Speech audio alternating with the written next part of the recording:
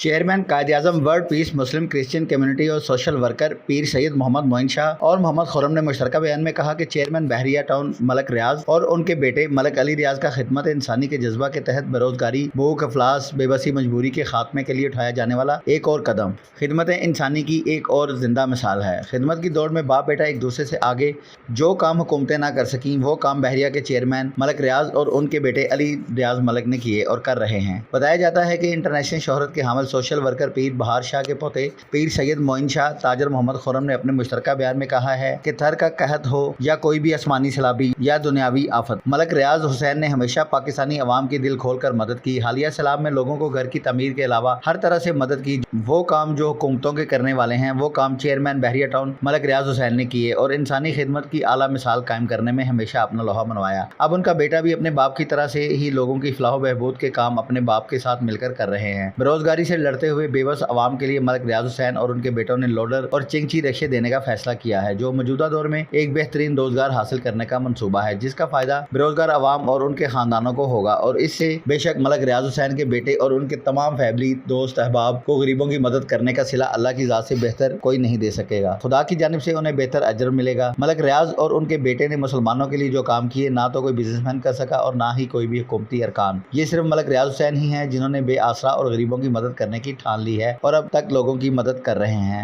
अरशद अली निसारी, नुमाइंदा, city one news, Lahore.